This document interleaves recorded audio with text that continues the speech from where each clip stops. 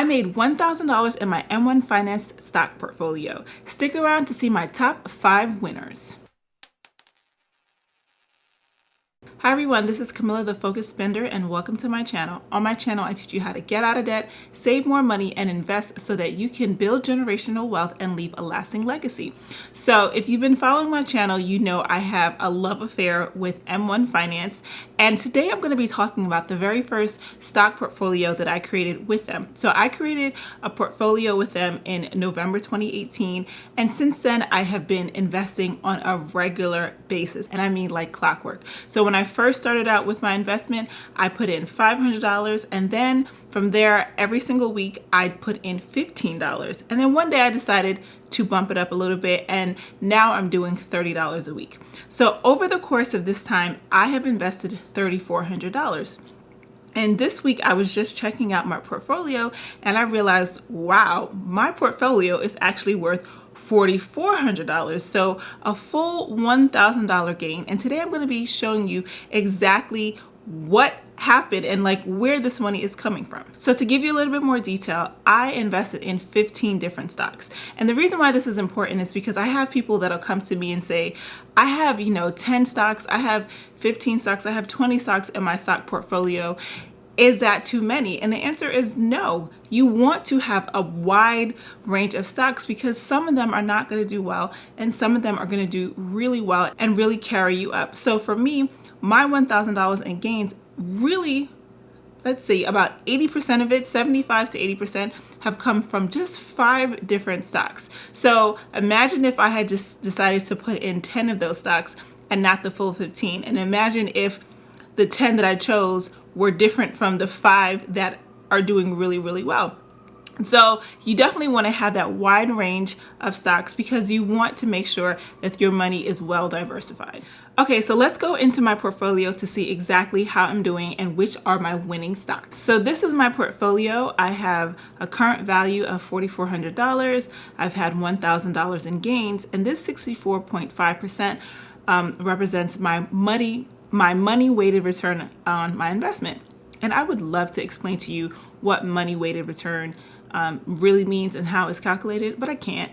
I tried, I looked it up, and I can't figure it out. So I'm sorry.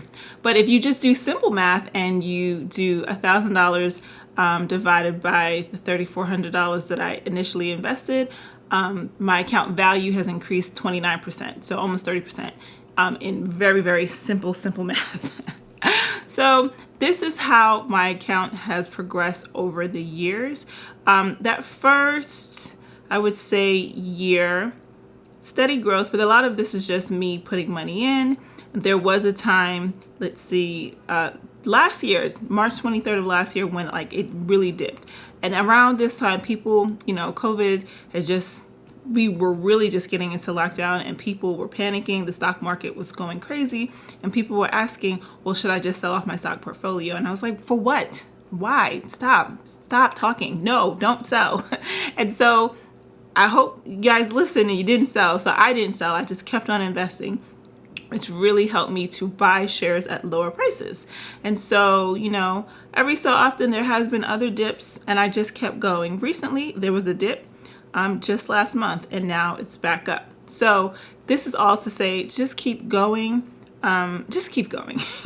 When you're looking at your returns, you can select all. You can look at the day value, obviously it's flat, the 1 week value, not much movement, 1 month, 1 quarter, 1 year, or all. But so what I want to stress when it comes to investing is that it really takes time. It really takes time for you to see your growth. But once the growth really starts happening, you're gonna see it and it's gonna be amazing. So just stick with your consistent investing and just be patient and wait. So enough of me talking. Let's go into the real deal. Let's look and see what my top 5 picks were. So coming in 5th position is Nike. So as you can see, I have just 2.4 shares of Nike. My average price was $84.76. meaning I spent $209.79, and my current value is $331.36. So I've had a gain of $125, and that return is 95%. So the money weighted return is 95%. And I've also received dividends for them. Not much, but I've received $4.25 in dividends, and the gain was $121. So in total, $125. Okay, so coming in fourth position is Target. Okay, so I have $147 in gains from Target, so just about $148 if you round up.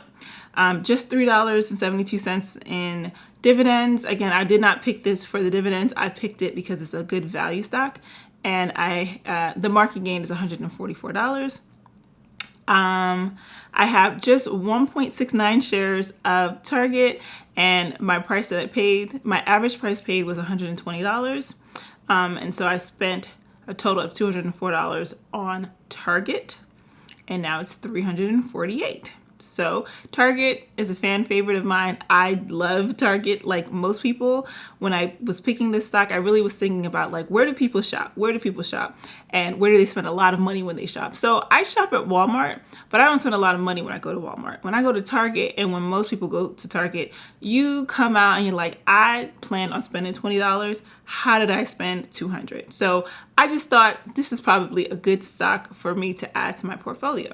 Okay, coming in third place is Netflix. So I have done a video on Netflix and how I really should have at least $40,000 to $50,000 worth of Netflix stock at this point, and I'm not even exaggerating. I'm not.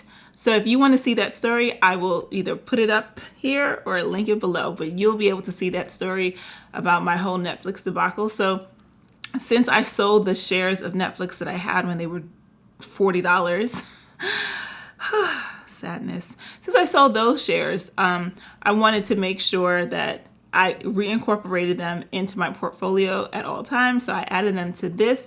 I'm sure that in my regular ETFs with my 401k and for my IRA, Netflix is embedded as well. But I wanted to make sure that I personally put Netflix into a portfolio of mine. So I did that here. Netflix shares are expensive. So I'm only at 0.78 shares of Netflix. I've spent $283 on this investment. The average share price is $363. And so my 0.78 shares that I spent $283 on is now worth $433.60. No dividends. I have a gain of $150. And that return is 113%. So number 2 and number 1, there's a little bit of funkiness going on because you can easily flip-flop it. But if we're just strictly looking at dollar value gained, my number 2 is Apple. So I have shares of Apple everywhere you look. So for this portfolio, I have 2.65 shares of Apple. The average share price is $72.45. I've spent $192 in total on my 2.65 shares, and my current value is $353.18. So my full return is 200%. I've had a gain of $164.18. So Apple honestly was a no-brainer. Like, they have the market share on everything. Like, even if you are an Android user, yes, you can invest in Samsung, but you should also invest in Apple because Apple is everywhere. Apple Watch, Apple phone, iPads, everything is Apple. You cannot get away from it. So there's no need to run from it when you're investing. So that's one of those things that I would say is a no-brainer. This is not stock advice. So if you put Apple in your portfolio and it doesn't go well, please don't at me. Please don't come for me. But I'm just saying it is something that, most people do have in their investment portfolio. Coming in at number 1, and this honestly is because of the dollar value and not the percent increase, is Microsoft. I did not see that one coming. I really thought in terms of everything, it would have been Apple. But as you can see, my value of Microsoft is $429. I have 1.6 shares, average price $147, and my total cost was $247, and I have earned $186.90. So that is split between market gain of $181 and dividends of about $5. And so that gives me a return of 161%. So that's why I said that, Microsoft and Apple could have flip-flopped, because I had more gains in dollars than Apple, but I've had more gains in dollars than Apple using Microsoft, but Apple gave me the higher percent return. So I do have an honorable mention. My honorable mention has a pretty high return percent, but because I only have 5% of my portfolio towards that stock, I don't have the same gains in dollars. So that honorable mention goes to Disney. So for Disney, I have 113% in return, and my dollar gain is $79. I have 1.18 shares with an average price of $121, and so my cost is $144.